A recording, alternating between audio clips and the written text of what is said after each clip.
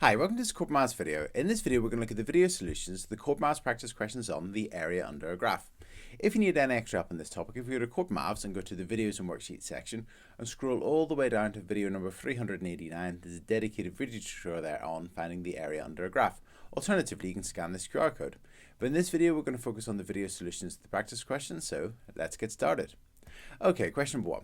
Question number one, we have got this graph. It says the graph shows the speed of a bicycle between two houses. So this is the speed of the bicycle between two houses. And then if we go on down, we've been asked to calculate the distance between the two houses. So here we've got a speed time graph.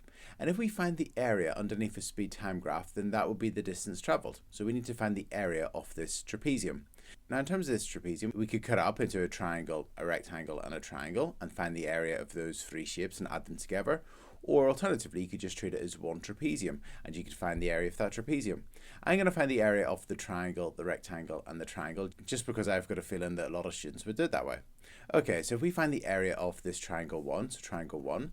So in terms of this triangle, the base of the triangle is 10 and the height of the triangle is 6. So the area would be half the base times the height. So we're going to do half the base, which is half of 10, times the height, which is 6. And half of 10 is 5, times 6 is equal to 30. So that's 30. So that means in the first 10 seconds of this journey, the bicycle travels 30 meters. Okay, next, shape 2, which is a rectangle. To find the area of this rectangle, we just need to do the length times the height. So the length of it, or length times the width. The length of it is 60, so we're going to do 60, multiplied by the height, which is 6, and 60 times 6 is equal to 360 meters.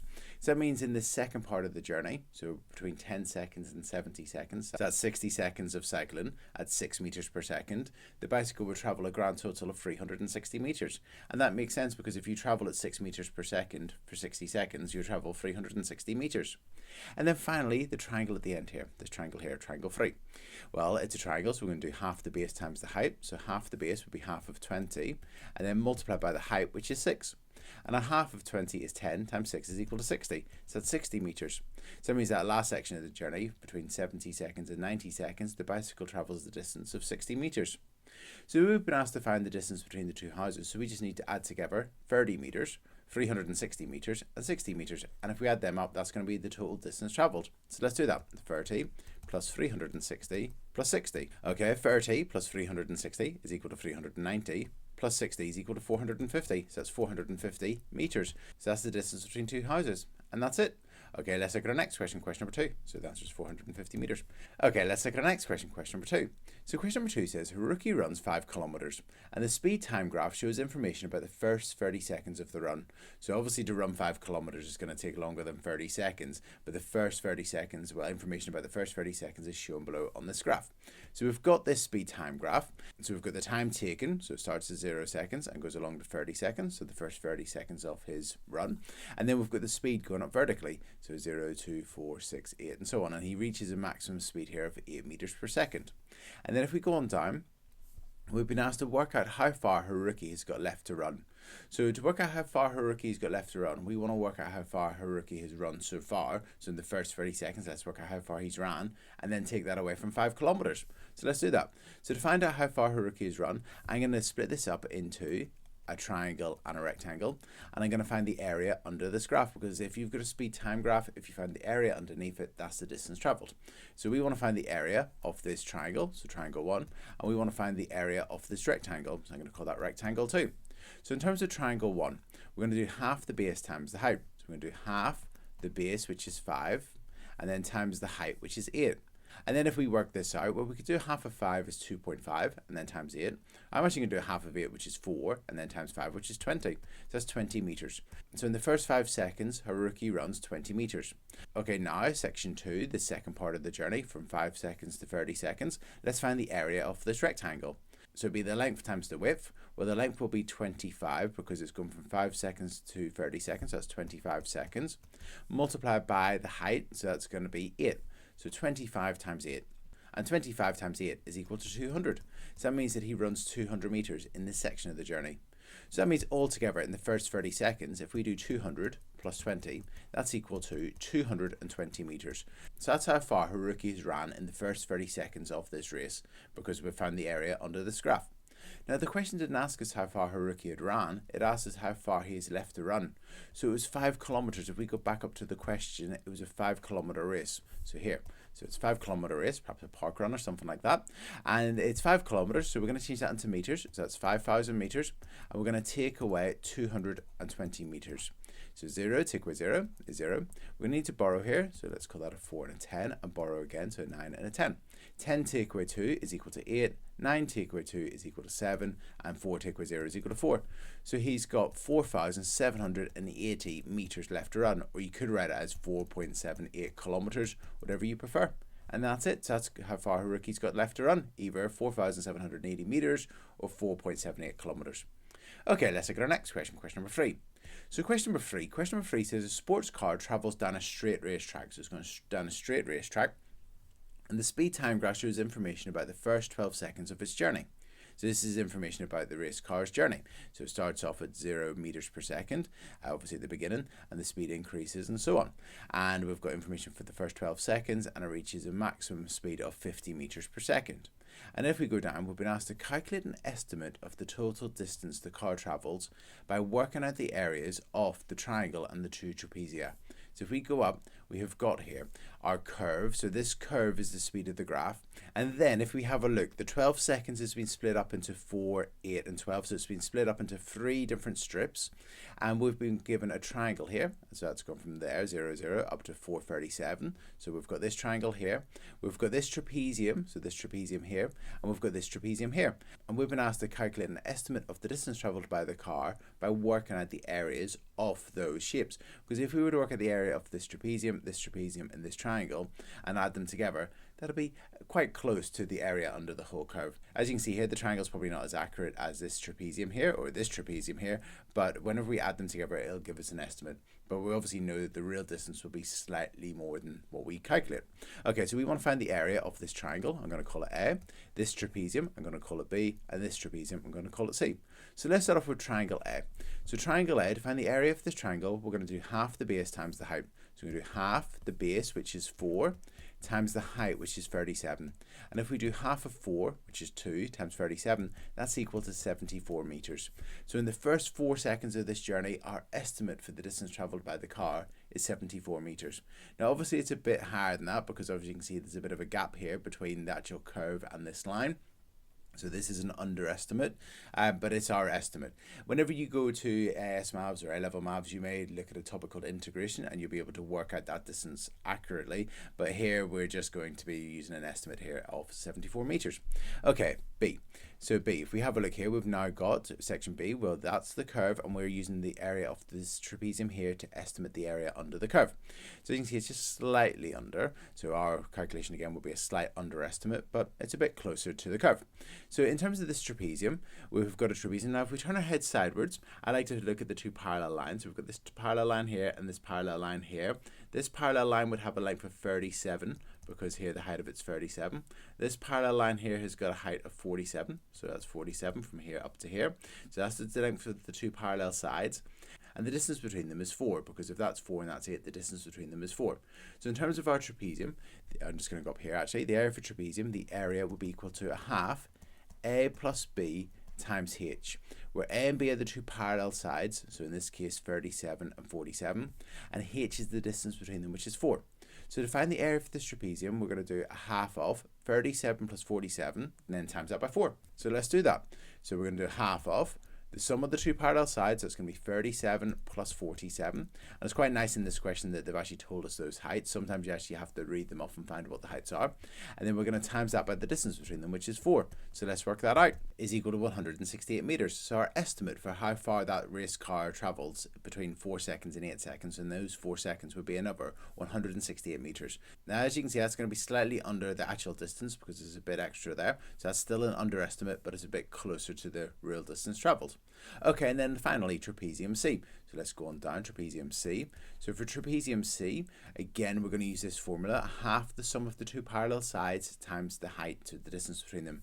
So if we turn our head sidewards again here, we've got this parallel side, and the distance between them. So the distance between them again is 4, because from 8 to 4 is 12, so the distance between them is 4 there.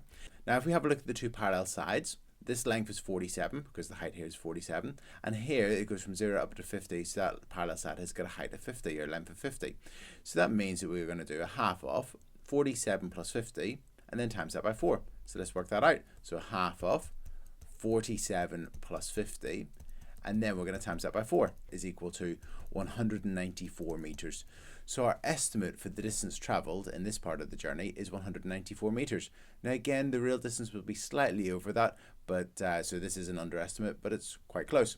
So we've been asked to calculate an estimate of the distance travelled by the car over the first 12 seconds of the journey. So we just need to add together these distances, the 74 meters, the 168 meters, and the 194 meters. So let's do that. So 74 plus 168 plus 194 is equal to 436. So our estimate is 436 meters. And that's it. So 436. Okay, let's have a look at our next question, question number 4. So question number 4 says, here's a speed time graph for a toy rocket. So this is a speed time graph for a toy rocket. And as you can see here, it goes from 0 seconds across to 16 seconds. And we've got the speed of the rocket. So the speed of the rocket increases up to this maximum speed here. And then it goes down again. And by the time it gets to 16 seconds, it's not traveling anymore. The speed's 0. And then if we go on down, part A asks us to work out an estimate for the distance the rocket travelled in the 16 seconds. And we've been asked to use 4 strips of equal width. So we want to use 4 strips of equal width. Now, because the time it goes from 0 to 16 seconds, if we do 16 divided by 4, so 16 divided by 4, that's equal to 4. So that means we want to go across in 4s, and then that'll give us our strips. So let's do that. So let's put our strips on to begin with. Okay, so I've added in those lines to mark out our 4 strips. You can see we've got this first strip. I'm going to call it A. We've got our next strip. I'll call that B. The next one C, and our next one D. And each of the strips have got an equal width. They're all 4 across, so 4, 4, 4, and 4. Now what we're going to do is we're going to turn them into a triangle, a trapezium, and another triangle. So let's do that. Okay, so I've joined them up into a triangle, a trapezium, and another triangle. And what we're going to do is we're going to work out the areas of those shapes and add them all together, and that'll give us an estimate for the distance that the toy rocket travelled. So let's do that. Now, one thing I want to mention here is that in the questions like this, that our answers may vary slightly depending on what heights we choose here. So we do know that this point here is point 0, 0. So I'm just going to label that 0, 0. That's this point here.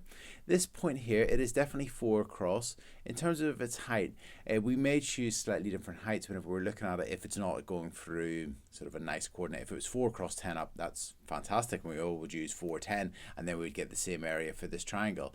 But if you have a look at this closely, and I've chosen 4 and then 9.8, because the curve passes halfway through that square. So if we look at these squares, if we look and see how much each one of them is worth, if we're going from 0 up to 2, that's 1, 2, 3, 4, 5 little boxes. And if we do 2 divided by 5, that's equal to 0.4. So that would be 8, 8.4, 8.8, 9.2, 9.6, and I've got that one passing through halfway between that line and that line, so that's going to be another 0.2, so I've chosen that as 9.8. Now you may have chosen 9.7 or 9.9, so our answers may vary slightly, and in an exam, if it's not clear and obvious what it would be, they would then actually have a range of possible answers in terms of the final answer. And then if we have a look at this one here, it's definitely 8 across. I'm just labeling the coordinates here, 8. And then in terms of the height, 12, 12.4, 12.8, 13.2, so that's 13.2. This one here, it's 12 across, and it's symmetrical, so as you can see, this one passes halfway between that line and that line, so it's going to be 9.8 as well, so 9.8, and this one is 16, 0. So we've labelled the coordinates, and they're going to help us find the areas of the triangle, the trapezium, and the triangle. So let's start off with triangle A. So triangle A, so if we have a look here, I'm just going to go on down here, triangle A.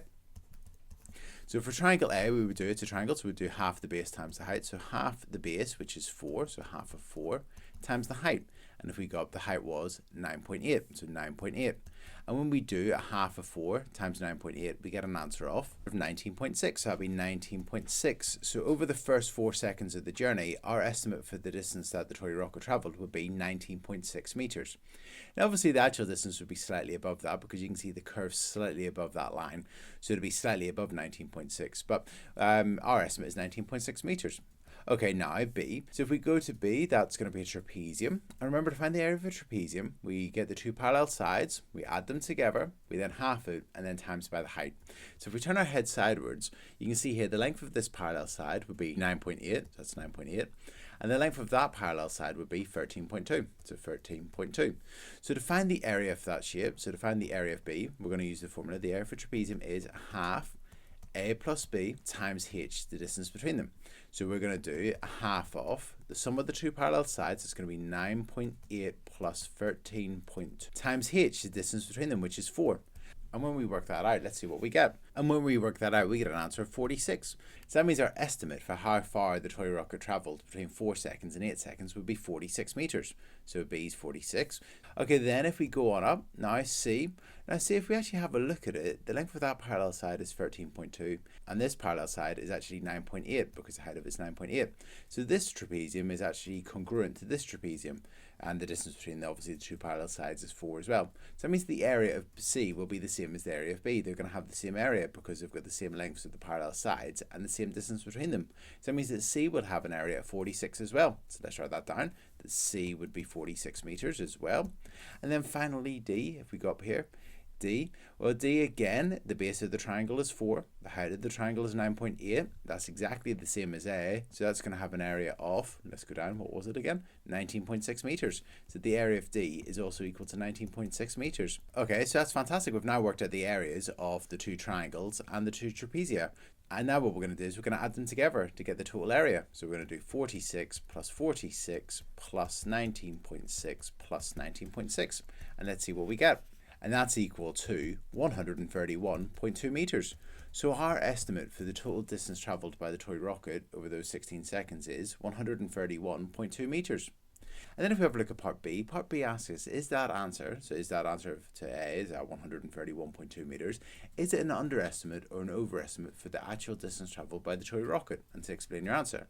So if we have a look at this and we look at those shapes, each of those lines, those straight lines, is below the actual curve. So that means the area we've calculated is an underestimate. So let's explain that. And that's it. I've just explained that it's an underestimate as each shape, A to D, is entirely below the curve. So it's below the curve, so that means that it's below the actual distance. The area that we calculated is actually less than the actual area, so it's an underestimate. Okay, let's look at our next question, question number 5. So question number 5, we've been given a velocity time graph for the first 60 seconds of a journey. And we've got the velocity on the vertical scale in meters per second, and we've got the time going across horizontally. And we've been asked to calculate an estimate for the total distance travelled in 60 seconds. So to find an estimate for the total distance travelled for a velocity time graph, we use the same approach that we would use for a speed time graph. We're going to find the area under that curve, or an estimate for the area under that curve. So let's do that. So for this question, I'm going to use 6 strips, and I'm going to use 6 strips with a width of 10 seconds each. So I'm going to do 6 strips. So let's put those on the diagram. Okay, so I've got my 6 strips, each with a width of 10. Now what I'm going to do is I'm going to join up the heights. So I'm going to turn them each into a trapezium. So this will be a trapezium, that'll be a trapezium, and so on. So let's do that. Okay, so that's fantastic. So we've now got 6 trapezia, and I'm going to label them A, B, C, D, E, and F.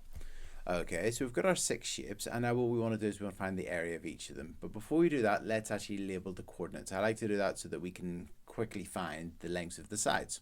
So this point here would be 0, 10, so 0, 10.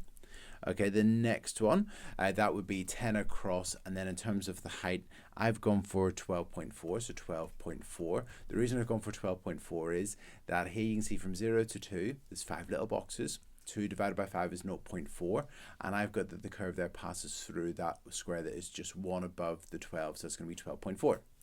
Okay, next, this one here, I've gone for 20 across. And then in terms of the height, I've got that the curve passes halfway between that little line and the thicker line. So that'll be half of 0.4, which is 8.2. Now, obviously, in terms of these questions, we may choose slightly different heights, but the values will be quite close together. And whenever you calculate the areas and then add them up to get the final answer at the end, the actual mark scheme would have a range of possible solutions. So if we use slightly different areas, it would be fine. Obviously, if the curve passes through exact points, so like here, whenever that was 0, 10, that would be 0, 10. But if it's there's a bit of a question in terms of whether it's 8.1 or 8.2 or 8.3, as long as you use a suitable value, that'll be fine. Okay, this one here, that's 30 across, and in terms of the height, I've gone for 6 there because I've said that the height is on that thicker line there, so that's 30 across and 6 up. And then this one here, I've gone for 40 across and 8.2 up. This one, I've gone for 50 across and 10.6 up. And the final one here, I've gone for 60 across and 12.8 up. So they're the coordinates of each of the points. Now let's work out the area of each of the shapes, so from A to F. Okay, so let's start off with A. Now before we do that, I'm just going to write down the formula for the area for trapezium. The area for trapezium, the area, is equal to a half A plus B times H. That is half the sum of the two parallel sides times H, the distance between them. So we'll turn our head sidewards in this question, and then that'll give us the lengths of the two parallel sides, and the H will always be 10 in this question. Because we chose 6 strips of equal width, and each of the widths are 10, then that means the height will be 10, because as we turn our head sidewards, the heights of those trapezia will each be 10. Okay, so let's start off with trapezium A. So trapezium A, we're going to do a half A plus B, so that's the sum of the two parallel sides, so that's going to be 10 and 12.4, because the height of this one is 10 and the height of this one is 12.4. So that means that that length is 10 and that length is 12.4. So we're going to do 10 plus 12.4, so 10 plus 12.4 times the distance between them, which is 10. Okay, and then when we work that out, that'll tell us the area of that trapezium A, and that's equal to 112. So the area of trapezium A is 112. And then if we have a look at B, we're going to do a half the sum of the two parallel sides. So this time it's going to be 12.4 plus 8.2, and 12.4 plus 8.2, we'll work those out. So 12.4 plus 8.2. You'll notice that as we move down through each one of the shapes, each one of the trapezia, you'll find that this side will go there. Now the next one will start off with 8.2 plus something and so on, and that comes into a thing called the trapezium rule later on in maths, and you'll find that there's a thing called the trapezium rule, and the fact that those numbers repeat are quite important for that. Okay, so then if we carry on, so then times H, the distance between them, which will be 10, and when we work that out we get an answer of 103.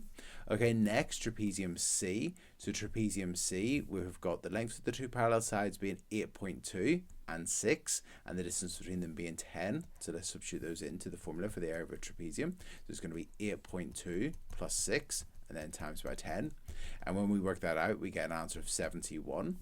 And then trapezium D, so it's going to be a half off, and we know it's going to be 6 in terms of the first parallel side. And then if we go up, the next one is 8.2. And actually that's going to be the same area as B, so 8.2 and then times 10, and so that'll be equal to 71 as well. And then trapezium E, so trapezium E, we know it's going to be half off, and then we know it's going to be 8.2 at the front of the bracket plus, and let's go and find the length of the other parallel side, 10.6, so 10.6, so 10.6, and then times by 10 the distance between them.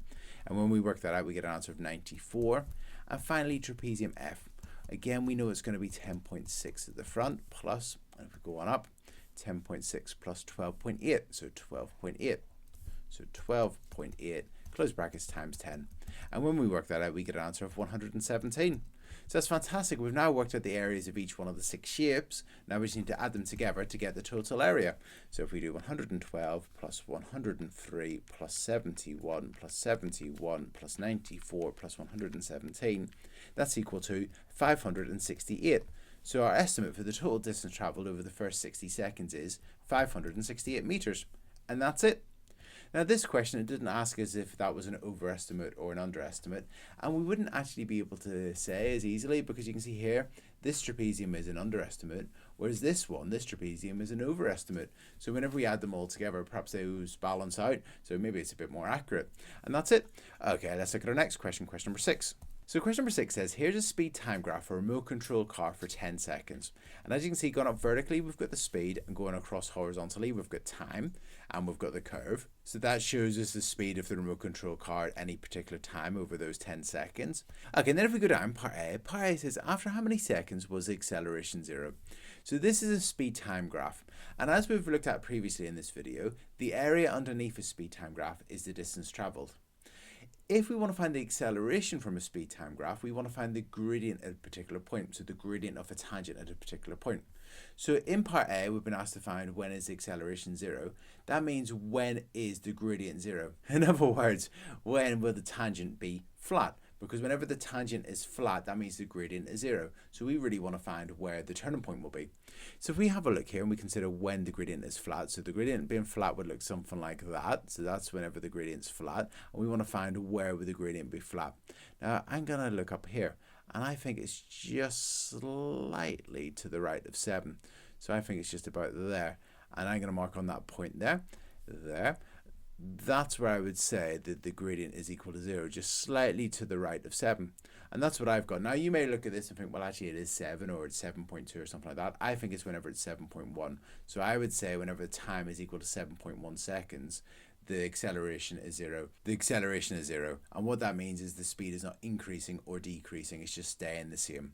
Now, slightly after 7.1 seconds, it starts to decrease. So the gradient will actually become negative.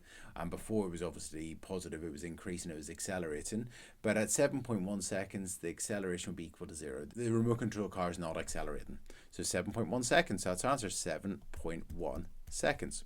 And then if we go on down, part B says work out the distance travelled in the first 5 seconds. So we want to find the distance travelled over the first 5 seconds. So we want to find the area under the curve over the first 5 seconds. Now, when I look at this, I actually think that looks like a bit like a triangle. So what I'm going to do is I'm actually just going to use a triangle to work out an estimate of this. I'm actually going to find the height here, which I think is 5.9. So 5.9 there. And I'm actually going to use a triangle. And if I turn that into a triangle, you can see the triangle is actually pretty close to the actual curve. So if I find the area of that triangle, that's going to be our estimate for the distance travelled by the remote control car over the first 5 seconds. Sometimes the question will say use so many strips of equal width, but this one it didn't. It just says work out the distance travelled over the first 5 seconds, or work out an estimate of the distance travelled over the first 5 seconds. So what I'm going to do is I'm going to work out the area of that triangle for our estimate. So in terms of that triangle, the area would be half the base times the height. So half the base times the height. So half the base, well, the base is 5, it's 5 seconds, times the height. And the height, because it's in between 5.8 and 6, that's going to be 5.9. So times 5.9.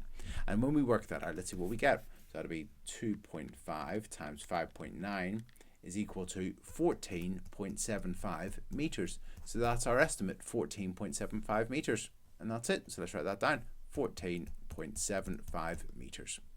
Okay, let's look at our next question. Okay, let's have a look at our next question, question number 7. So question number 7 says, here's a speed time graph for the first 10 seconds of a journey of a car. And going up the vertical axis, we've got speed in meters per second. And going across horizontally, we've got time from 0 to 10 seconds. And part A says, work out an estimate for the distance the car travelled in the 10 seconds.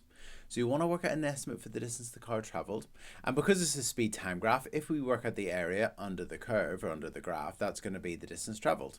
Okay, so we want to work out an estimate for the distance travelled in the first 10 seconds. So I'm going to use 5 strips here. I'm going to do a strip here from 0 to 2, 2 to 4, 4 to 6, 6 to 8, and 8 to 10 seconds. So let's add those strips on.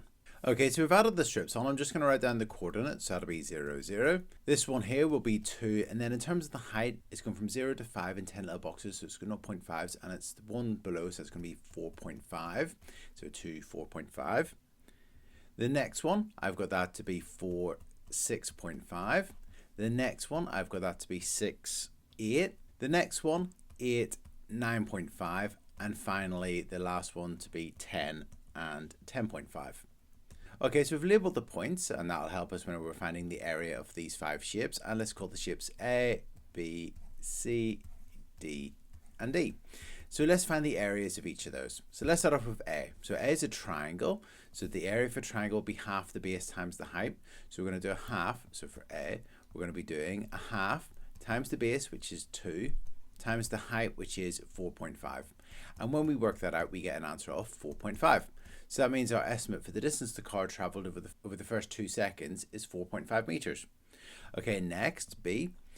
So we want to find the area for this trapezium. So remember, the area for trapezium is equal to a half, and then in brackets, A plus B times the perpendicular height. So we're going to add together the lengths of the 2 parallel sides and times that by the height. So here in this case, the 2 parallel sides will be 4.5 and 6.5, and the distance between them is 2. So that would be a half of 4.5 plus 6.5, so it's going to be 11, and half is 5.5 times by 2, so it's going to be equal to 11.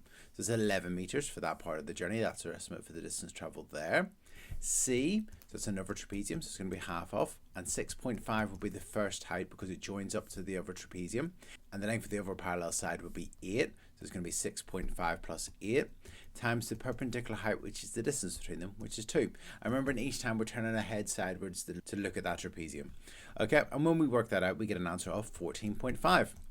And then D, trapezium D, that's going to be half of 8 plus 9.5. The two parallel sides are 8 and 9.5, so 8 plus 9.5 times the perpendicular distance between them, which is 2. And when we work that out, we get an answer of 17.5. And finally, E. E is this trapezium here. The two parallel sides are 9.5 and 10.5, so we're going to do a half of 9.5 plus 10.5. And we're going to times that by the distance between them, which is 2. And when we work that out, we get an answer of 20. So that's fantastic. We've now worked out the areas of each of those shapes, A to E. Now we just need to add them up. We just need to do 4.5 plus 11 plus 14.5 plus 17.5 plus 20. And when we work that out, we get an answer of 67.5, so 67.5 meters. And just remember that your answer may be slightly different if you've chosen a slightly different height. And some of these went through the middle of some of the lines, so you may have had a slightly different height, and that might lead to then a final answer that's slightly different than mine. But as long as it's roughly the same, that's fantastic.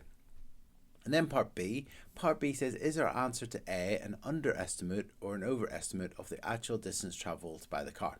And we need to give a reason by our answer. Now if we have a look here, each of these lines is slightly below the real curve. You can see the real curve is just slightly above them. So that means it's going to be an underestimate. And you can see that clearly, particularly for the first strip. But the other strips, it'll all be slightly under as well, just ever so slightly. And you probably see that a bit clearer on your page than on here. So it's going to be an underestimate. So let's explain that. And that's it. I've just explained it's going to be an underestimate as each of the shapes is beneath the red graph. Okay, let's look at our next question, question number 8. So question number 8 said that Harry and Jack ran a 300-meter race. And here's a graph of the first 4 seconds of Harry's race. So this graph shows the first 4 seconds of his race. So he starts off at rest and then he accelerates and gets up to a speed of 6 meters per second at 4 seconds. And then it says that he completes the race at a constant speed of 6 meters per second. So he stays at that speed for the rest of the race. So that's Harry's race. In terms of Jack, we're told that Jack completes the race in 51 seconds. And the question says, did Harry finish before Jack? And we must show our working. So we know that Jack took 51 seconds. So let's find out how long it would take Harry to complete the race. So to find out how long it takes Harry to complete the race, well, let's consider this graph to begin with. This is the first 4 seconds of his journey. And let's figure out how far he's travelled in the first 4 seconds. So let's find the area under this graph. So the area, if we were to turn that into a right angle triangle, the area for this part here will be equal to half the base times the height. So half the base times the height. I'm just going to write that again because the handwriting's not very good. Half the base times the height, so half times base times height. Half of the base, well the base is 4, so half times 4 times the height, which is 6. And that's going to be equal to half of 4 is equal to 2 times 6 is equal to 12. So that means that in the first 4 seconds of the race, Harry ran 12 meters. So let's then work out how far he's got left to run, because it's a 300-meter race. And if we do 300 take away 12, that's equal to 288 meters. So that means that Harry has got 288 meters left to run. So that means that if we carry on this graph, we need to make sure that the total area underneath the whole graph will be 300 meters. We know this part has got an area of 12 meters. So let's then make sure then we have a rectangle that has got an area of 288 meters. So the whole thing adds together to be 300 meters. Now, if we consider this rectangle, if we carry on this rectangle, we know the width of it's going to be equal to 6. So if we take our 288, so 288, and we divide that by 6, let's see what that's equal to. So it's going to be 48. So that means the rectangle would have to be 6 wide, which we know it's 6 wide, but we know it's going to have a length of 48. So we need to go another 48 along. So it's at 4 to begin with, so we're going to go along to 52. So we're going to go along all the way here to 52. And then if we draw a line to there to 52, and then if we draw a line to 52, that would be his speed time graph, where this triangle, the area of that triangle underneath it, is equal to 12 meters. The area then of, if we split that into a rectangle, the area of this rectangle here would be 288 meters. So the total area would be 300 meters. Now, most importantly, what we have just figured out is when Harry would finish the race. He would finish the race at 52 seconds, but Jack finished the race in 51 seconds, so Jack actually finished first. So the question said, did Harry finish the race before Jack? The answer is no, he didn't. So no. And that's it. I've just explained that no, Harry took 52 seconds and Jack took 51 seconds, so Jack finished the race before Harry. And that's it. Okay, let's look at our next question. Question number 9. So question number 9, we've got this graph. We've got the graph of y equals 4 subtract x squared. So that's that n-shaped parabola. And the question says the graph is used to model the cross-section of a tunnel. So it looks a bit like a tunnel. And then if we go on down, we've been asked to estimate the area under the graph. So we want to find the area under this graph. We want to estimate that. Okay, so what I'm going to do is I'm going to split it up into 4 equal strips because it goes from -2 to 2. So I'm going to do 4 equal strips. So let's do that. Okay, so I've done a line there at -1, 0, and 1. And then if we join them up here to here, here to here, here to here, and from there to there. Okay, and let's label those A, B, C, D. So that's going to be A, that's going to be B, that's going to be C, and that's going to be D. Now it is symmetrical. This parabola will be symmetrical. So the area of A will be the same as D, and the area of B will be the same as C. So let's find the area of triangle A to begin with. So triangle A. So triangle A, we'll do half the base times the height. So half times the base, which is 1, times the height. So the height of this triangle is 3. So half times 1 times 3. And when we work that out, we get an area of 1.5. So that means the area of A is 1.5. And that means the area of D will also be equal to 1.5. So I'm just going to write that down. So A, 1.5, D, 1.5. And let's now find the area of B and C. So B and C. So the B, so let's have a look at B. So B is a trapezium. So B is a trapezium. And the area for trapezium, remember, is the area is equal to half A plus B times H. So it's going to be equal to half A plus B, they're the lengths of the two parallel sides, so it's going to be 3 plus 4, because that's got a length of 3 and that's got a length of 4. Looking at the height here, 3 and 4, so 3 plus 4, so 3 plus 4, times the height, the distance between them is 1. And when we work that out, 3 plus 4 is equal to 7, divided by 2 is equal to 3.5, times 1 is 3.5. So that means the area of B is 3.5. And that means the area of C is 3.5 as well. So it's going to be 3.5 and 3.5. And if we want to work out our estimate for the total area under the graph, we just need to add these up and see what we get.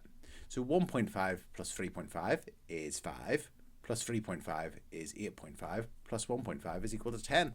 So our estimate for the area under that graph is 10. And that's it. Okay, let's have a look at our next question, question number 10. So question number 10 says, Siobhan is driving her car in a straight line. The car begins at rest. She then accelerates uniformly to a speed of 30 meters per second over the next 20 seconds. And then we're told that Siobhan drives at the same speed for the next 30 seconds. She then accelerates uniformly to a speed of 40 meters per second by 90 seconds. And the remainder of the 2-minute journey is spent decelerating to rest. And part A says, draw a speed time graph for her journey. Okay, so we want to draw a speed time graph. So the car begins at rest, so let's plot that point to begin with, so 0, 0. Then we're told that the car accelerates uniformly to a speed of 30 meters per second over 20 seconds. So over 20 seconds, it goes up to a speed of 30 meters per second. Then if we go on down, we're then told she drives at that speed for the next 30 seconds. So for the next 30 seconds, she drives at that speed. So that'll be 50 seconds altogether.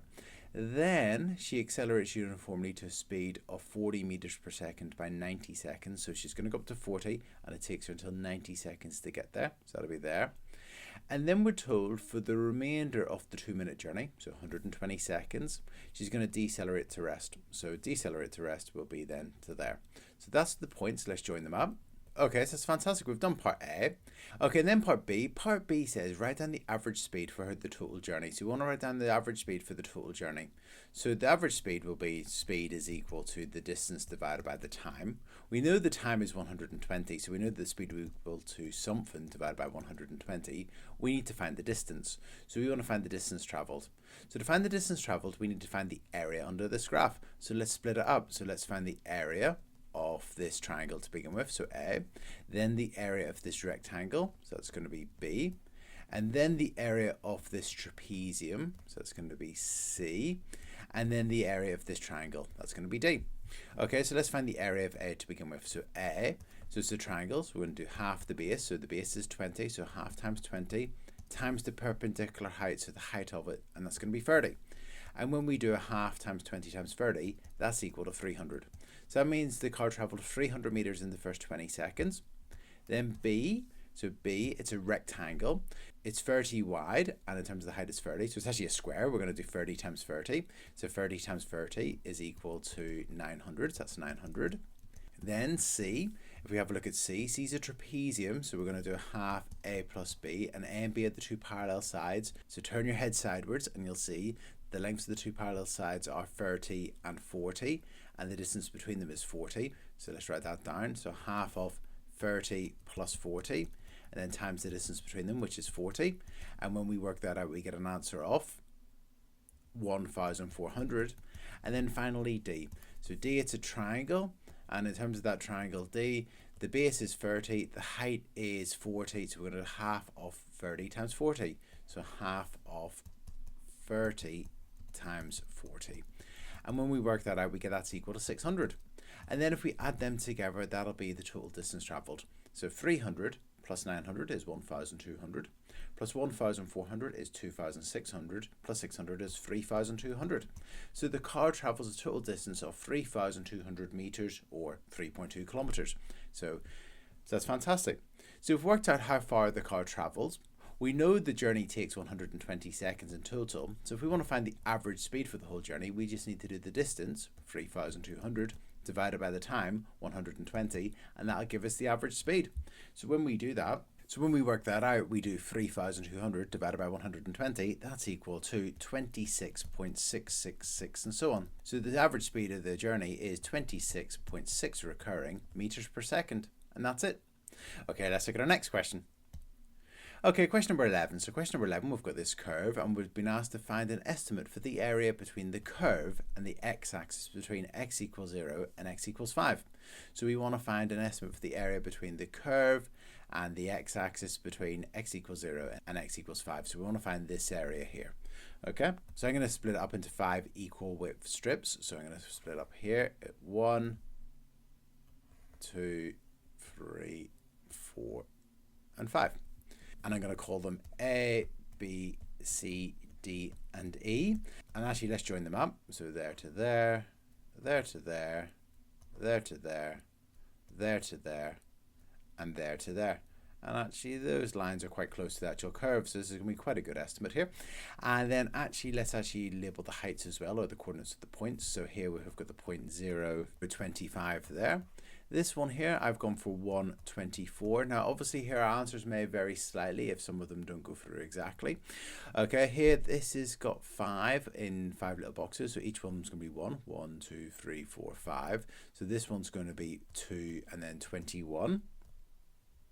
The next one, it will be, there's 15, so it's going to be 16, so it's going to be 3, 16. This one here is going to be 4, 9. Actually, these are quite nice, 4, 9, and then we have got here 5, 0. Okay, so that's great. Okay, now we want to find the area of each one of these shapes. So let's start off with A, and then B, and then C, and then D, and then E. And A is a trapezium, so is B, so is C, so is D, and E is a triangle. Okay, so let's work out the area of these shapes. So let's start off with A. So A, we're going to do half of the sum of the two parallel sides. That's going to be 25 and 24. So 25 plus 24. So 25 plus 24. Times the distance between them, or the perpendicular height of the trapezium. Remember, our head sidewards, so that's going to be 1. And when we work that out, we get an answer of 24.5, so 24.5. So that's A. B, we're going to do half off the sum of the two parallel sides. So one of them is 24, because we know that's that height, the second one. And the other one's going to be 21, so plus 21. And then times by 1. And when we add these together and then half it and times 1, we get an answer of 22.5. Okay, so that's A and B. Now let's try C. So it's going to be half of 21. That's going to be that height plus, and then let's go look at the other one again. So it's going to be 16. So 21 and 16. And so 21 plus 16, and then times by 1. So that's going to be, when we work that out, we get an answer of 18.5. So 18.5. Okay, now D. D's our last trapezium. If we have a look here, it's going to be half of 16 plus 9. So half of 16 plus 9. Then multiply by 1, and that's equal to 12.5. And finally, E is a triangle, so we're just going to do half the base times the height. So half the base, which is 1, times the height of that triangle, which is 9, and that's equal to 4.5. You could, if you wanted to, treat it like a trapezium and do a half of 9 plus 0, and then close brackets times 1, and you get 4.5 as well. And then finally, to get the estimate for the area under the curve, what we're going to do is we're going to add together these 5 areas. So we're going to do 24.5 plus 22.5 plus 18.5 plus 12.5 plus 4.5. And when we do that, we get an answer of 82.5. So 82.5. And that's it. That's our estimate for the area under the curve between the x-axis and x equals 0 and x equals 5. And that's it. Okay, let's have a look at our next question, question number 12. So question number 12 says, the graph below shows information on how an empty container is being filled with water. So here on the vertical axis, we've got water flow, and that's in centimeters cubed per second. So as you can see here, for the beginning of this graph, from 0 to 30 seconds, the actual empty container is being filled with water. You can see that water's flowing into the container. So as you can see here, whenever you get to 5 seconds, the water's actually flowing into the container at 50 centimeters cubed per second. And it stays at that rate, then it decreases, and then whenever it gets to 30 seconds, you can actually see that the flow is 0 centimeters cubed per second, and then actually it becomes negative. That then means that some water's being poured out of the container. And then at 40 seconds, then the filling and the emptying of the container is complete. And we're asked how much water is in the container after 40 seconds. So what I'm going to do is I'm going to find the areas of A, B and C and add them together, and that'll tell us how much water was poured into the container over the first 30 seconds. And then what I'm going to do is I'm going to find the area of D, and I'm going to treat that as one triangle, and then I'm going to take that away because that water was poured out, and then that'll tell us how much water is left in the container after 40 seconds. Okay, so let's start off with A. So in terms of A, it's a triangle, and we're going to do half the base times the height, so we're going to do half times 5 times the height, which is 50. And when we do that, we get an answer of 125. So that's 125 centimeters cubed. So that's how much water was poured into the container over the first 5 seconds. Next, B. B, it's a rectangle. It's going from 5 to 20, so that's 15 across there, 15, and the height of it's 50. So we're going to do 15 times 50, and that's equal to 750 centimeters cubed. So that's how much water is poured into the container over the next 15 seconds.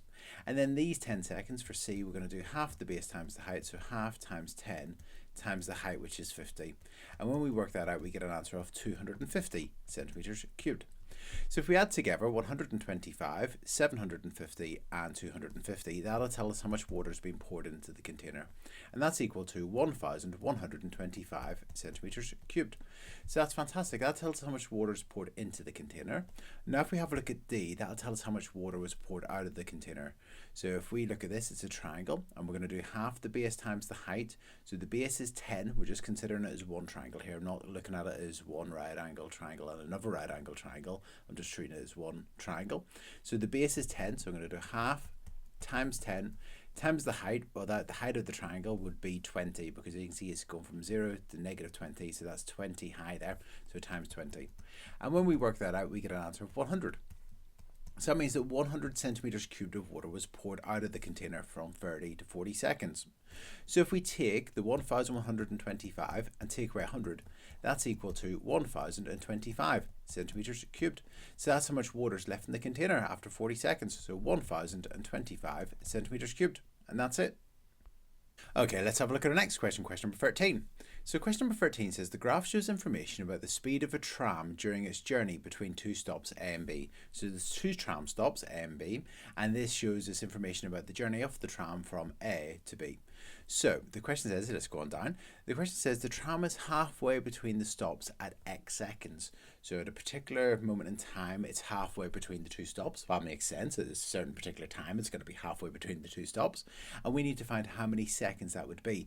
So it takes 300 seconds in total. We want to find out when will it be halfway between. And it's not going to be 150 because it's not a uniform journey. It's not just going at a steady speed the whole way across. As you can see here, it's speeding up, it's getting even faster, staying at a certain speed, and then decelerating. So we're going to have to work out how far the tram travels to begin with. So we need to work out the total area under the graph, unless it tells us. Nope. So we need to work out the total area under the graph to find out the distance between A and B. We're then going to need to half that to find out where halfway in between is, and then we're going to see when the graph would reach that particular point, when the distance would be halfway between. So let's do that. So let's split this up into A, so that triangle, B, that trapezium there, B, C, this rectangle here, which is C, and then D, this triangle. And let's find the areas of A, B, C, and D and add them together to find the total distance between the two tram stops. So let's do that. So A. So A is a triangle, and we're going to do half the base times the height. So the base would be, well, if this is 60 and this is 120, that's halfway between, so that'll be 90. So half times 90 times the height, which is 5. And when we work that out, we get an answer of 225. So that means it has travelled 225 metres over the first 90 seconds of its journey. And then B, if we work out the area of B, and B is a trapezium. So remember, for a trapezium, we add together the two parallel sides. So that's going to be the 5 and the 15. And then we times it by the distance between them, the perpendicular height. So that's 90 and that's 150. So it's going to be 60 in terms of the distance between them. So let's do that. So it's going to be a half of the sum of the two parallel sides, which was 5 plus 15, and then we're going to times that by the distance between them, which is 60. And then when we work that out, we get an answer of 600. So it's going to be 600 metres. So between 90 and 150 seconds, the tram travelled a distance of 600 metres.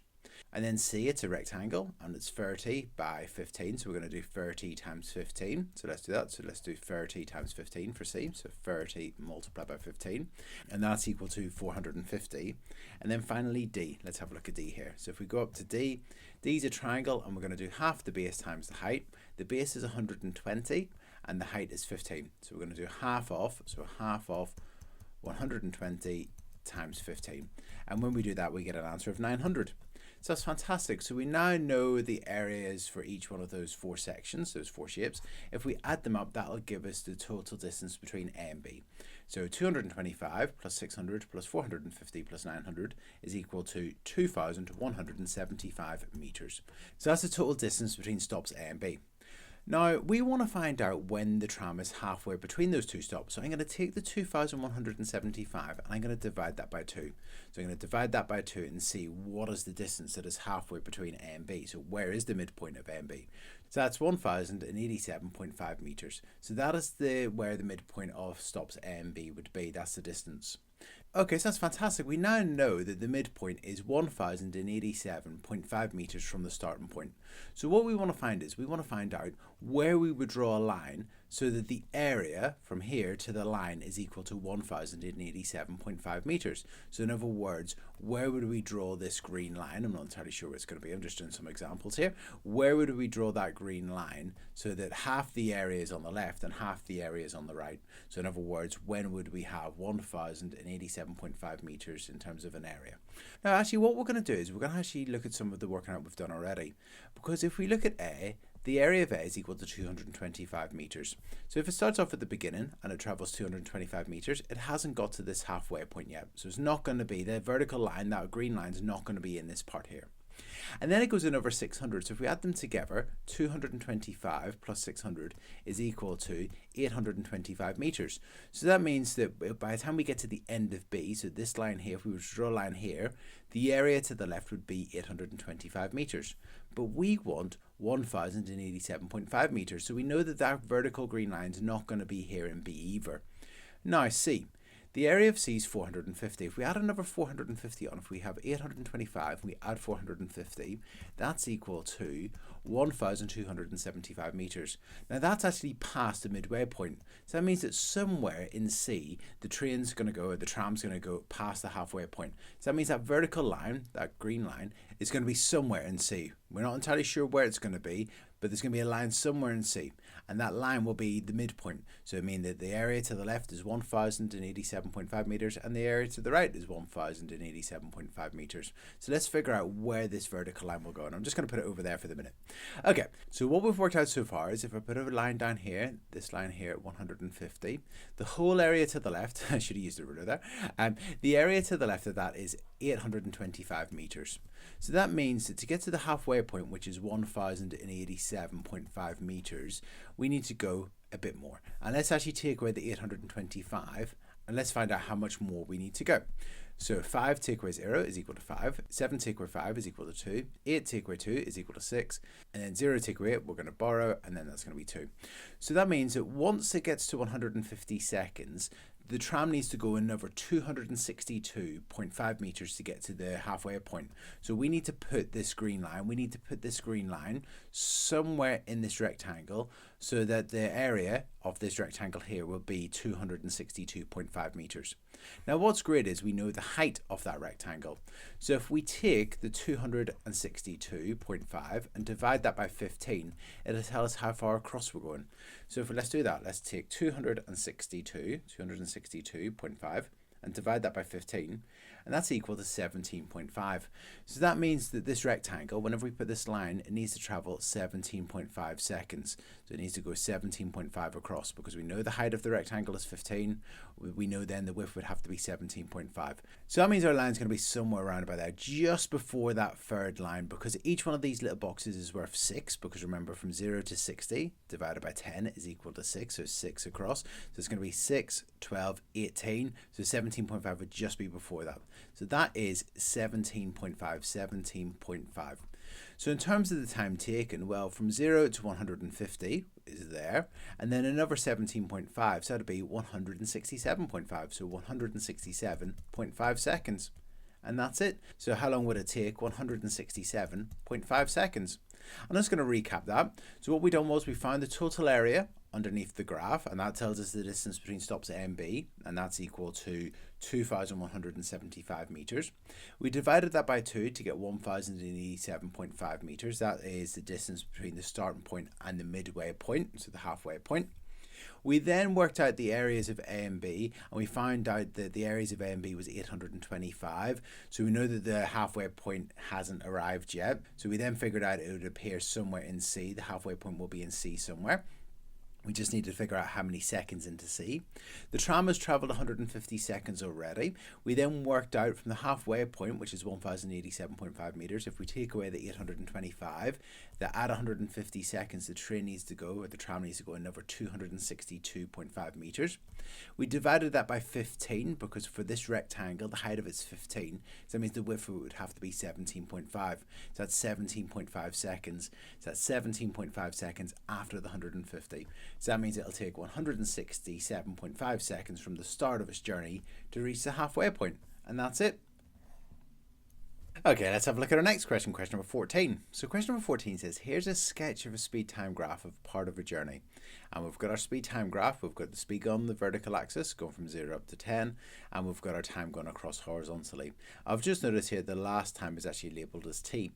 And then if we go across, we're told the average speed from 0 to t seconds is 5.96 meters per second. And we've been asked to work out the value of t. Okay, so we want to work out the value of t, so we want to find out how long it's taken for this journey. Okay, so we want to work out how long the journey has taken. So what I'm going to do is I'm going to work out the area under this graph to begin with. So let's start off with this rectangle. We're going to do the length times the width, so we're going to do 10 times 7. So 10 times 7 is equal to 70. So that area is going to be 70. So that means that for this part of the journey, the distance travelled is 70 meters. Okay, the next part is a trapezium, so we're going to do half of, and then in brackets, the sum of the two parallel sides, so we're going to do 10 plus 6, because the height here is 10 and the height here is 6, close brackets, and then times the distance between them, which is 5. And when we work that out, we get an answer of, well, 10 plus 6 is 16, half of that is 8 times 5 is 40. So that distance there is 40 meters. That's how far it's travelled. So for the first 12 seconds, the total distance travelled is 110 meters. Okay, and then finally what I'm going to do is I'm going to work out the area of this triangle. So the area of this triangle will be half the base times the height. Now in terms of the base, well, t is a number that's bigger than 12, so for instance it could be 20. And if I wanted to work out the length of this base, I would do 20 take away 12. So that means the length of this base will be t minus 12, and the height is equal to 6. So that means we're going to do half the base times the height, so half of t minus 12 times 6. So that would be the area of this triangle. And if we times these together, well, I'm going to do half times 6 to begin with. That's 3, so that's 3 and then brackets t minus 12. And then expanding the brackets would be 3t minus 36. So the area of this part of the journey would be 3t minus 36. Okay, so that's fantastic. Now let's go back to the question. We're told the average speed from 0 to t was 5.96 meters per second. Now we had a question like this earlier on in this booklet where we had to work out the average speed for an entire journey. And what we done was we took the total distance travelled and we divided it by how long the journey lasted. So if I wanted to work out the average speed of this journey, what I would do is I would do the speed is equal to the distance divided by the time.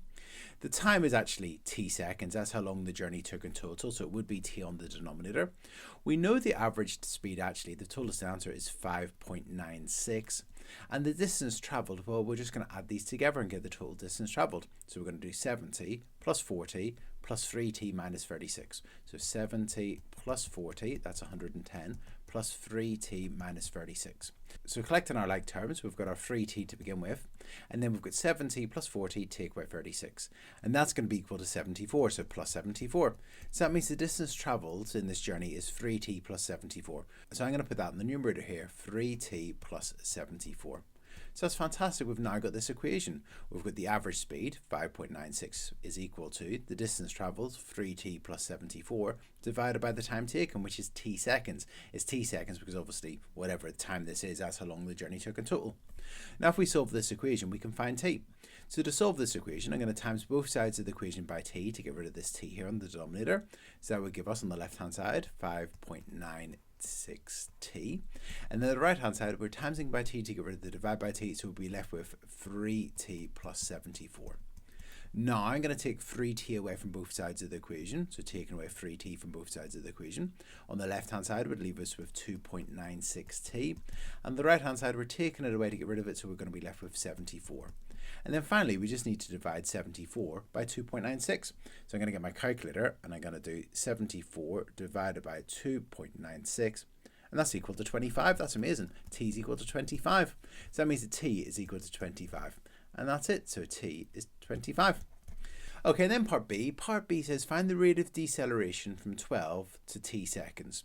So we want to find the rate of deceleration from 12 to 25 seconds. We know t is equal to 25. So if we want to work out the deceleration, what I'm going to do is I'm going to work out the gradient of the line. That'll tell us the acceleration. If the line's going up and you work out the gradient, that is obviously positive because it's accelerating.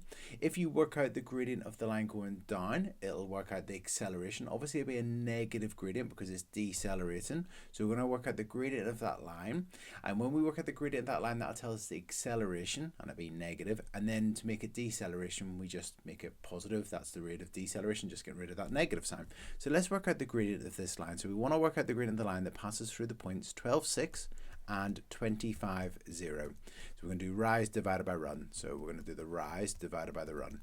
The run is from 12 to 25, so that's 13. And the rise is going from a height of 6 down to 0, so it's going to be negative 6. So we want to work out the gradient of that line, so we're going to do the rise divided by the run. So we're going to do negative 6 divided by 13. So let's go down and write that down. Okay, so the gradient is equal to the rise, which is negative 6, divided by the run, which is 13. And if we do that, if we work that out, we get that's equal to, and I'm going to do it as a decimal number, negative 0.4615 meters per second squared. So that's the rate of acceleration. It's accelerating at a rate of negative 0.4615 meters per second squared. So that's the gradient of the line, and that's the acceleration. We wanted the rate of deceleration, so the rate of deceleration would be 0.4615. By saying the word deceleration rather than acceleration, we know that it's slowing down, so we don't need to write the negative there. So the rate of deceleration would be 0.4615 meters per second squared. And that's it. Okay, let's have a look at our last question, question number 15. So question number 15, we've got this speed time graph for a train journey, and we've got 0 seconds to 100 seconds, and we've got the unknown speed on the vertical axis labelled as V here. And then if we go down, we're told the train journey took 100 seconds. The train travelled 1.92 kilometres in the 100 seconds. So we know the total distance travelled, so that's fantastic. And we've been asked to work out V. Okay, so let's go up here. We want to work out V, so that's the top speed that the train reaches between 15 and 75 seconds, and it stays at that speed, it maintains that speed for those 60 seconds. Now we want to find what that speed is. Now the great thing is we know the total distance travelled. It travels 1.92 kilometres, but because we're dealing with meters per second here, I'm going to change it to 1,920 metres. So we know the total area is 1,920 metres. So what I'm going to do is I'm going to work out algebraic expressions for the areas of A, B and C. So I'm going to work out expressions for the area of that triangle, that rectangle and that triangle. I'm going to add them all up, and that'll be the algebraic expression for the total distance travelled by the train. And then I'm going to put it equal to 1,920 meters, and then we're going to solve that equation, hopefully find V. So let's do that. So let's start off with A, so that triangle. To find the area for this triangle, we do half the base times the height. So it'll be half times the base, which is 15, times the height, which is v. And a half of 15 is 7.5, so that's 7.5 v. So that's the area of A, 7.5 v. In terms of B, it's a rectangle, and it would be 60 wide, so 60 is the width of it. The height of it's v, so it's going to be 60v. So the area of B is 60v, just doing the length times the width, 60 times v. And then in terms of C, we've got a triangle. The base is 25, so 25, so we're going to do half the base times the height. So we're going to do half the base times the height. So for C, we're going to do half of 25 times v, and a half of 25 is 12.5, so 12.5v. So the area of C is 12.5v. So that's great. We've now got algebraic expressions for the areas of all three of those shapes. If we add them together, if we do 7.5v plus 60v plus 12.5v, that's equal to, well, 7.5 plus 12.5 is equal to 20, so it's going to be 80v. So that's fantastic. We've now worked out the area under that graph. So we've worked out that to be 80v, but we know the answer. The answer is 1920. So let's make an equation. The 80v is equal to 1920.